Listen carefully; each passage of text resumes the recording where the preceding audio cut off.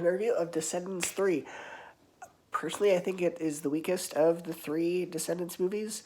The first one had a pretty interesting plot with good characters. The second one, this one, they gave up.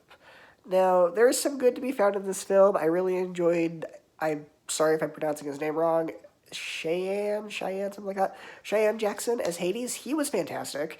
He did his little thing. He's not James Woods, but he did a really good job. I had a lot of fun watching him. His performance was great. I thought the songs in this movie were pretty catchy. I liked how they made Hades kind of like this rock star of the underworld, kind of like with Percy Jackson. I thought that was really cool.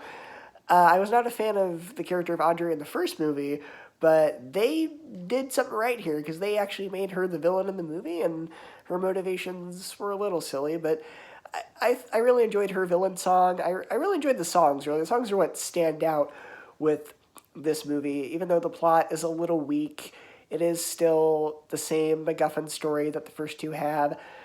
And there's a lot of dark implications by the end of the movie. Spoiler alert, real quick, with the end of the movie. They decide we're going to open the barrier to all the villains. We're going to unite Oradon and the Isle of the Lost.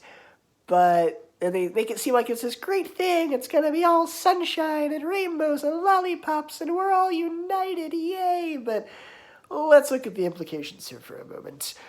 The first movie, the goal was to get the fairy godmother's wand so that they could destroy the barrier and let all the villains in to wreak havoc.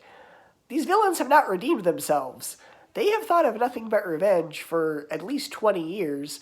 They're still there. Like, Hades may or may not have had a redemption arc, but Maleficent is still a lizard. Jafar, I'm sure, still wants revenge. I'm sure Cruella still wants revenge. I'm sure all the other villains on the Isle still want revenge. They're now free to run amok. And we now know that the museum that has all their villain artifacts has, like, the worst security ever, and they can now use magic.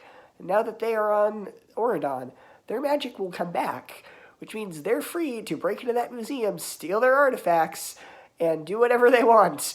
Malintroduced anarchy and chaos into the island. It's not a good thing.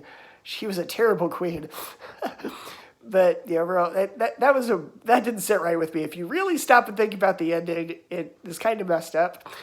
Personally, I thought, yeah, the plot was a little weak, but I really enjoyed the songs, and I really enjoyed Hades' performance.